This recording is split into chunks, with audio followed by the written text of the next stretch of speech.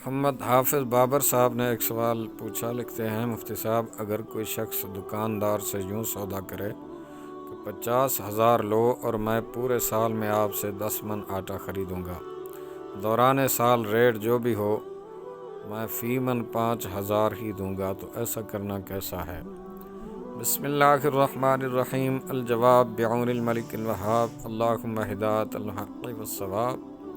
سوال میں ذکر کیا گیا طریقہ بیع سلم کے طور پہ درست ہو سکتا ہے جبکہ بیع سلم کی تمام شرائط پائی جائیں۔ سوال میں چند شرائط مذکور ہیں، مثلا ریٹ طے ہونا، رأس المال کی جنس معلوم ہونا، میعاد مقرر ہونا، سلم فی کی جنس معلوم ہونا، موزونی ہونا، مزید سلم فی آٹا کی نوع اور اس کا وصف یعنی کوالٹی بھی متعین کر لی جائے، اور راس المال یعنی رقم اس مجلس میں بیچنے والے کے سپرد کر دی جائے، آٹا دینے کا مقام طے ہو اور آٹا خریداری کے وقت سے ختم میعاد تک دستیاب رہے، تو اس طرح سودا کرنا درست ہوگا۔ یہاں یہ بات ذہن میں رہے کہ سودا اسی مجلس میں کر لے، یعنی یوں کہے کہ میں نے 50,000 کی عوض آپ سے بیان کردہ شرائط کے مطابق آٹا خریدا، یوں نہ ہو کہ میں ان پیسوں کے بدلے بعد میں خریدوں گا۔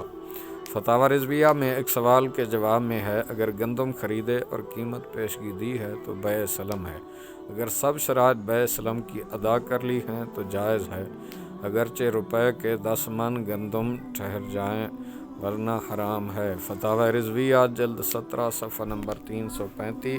واللہ اعلم عز وجل ورسولہ عالم، صلی اللہ تعالی علیہ وآلہ وسلم۔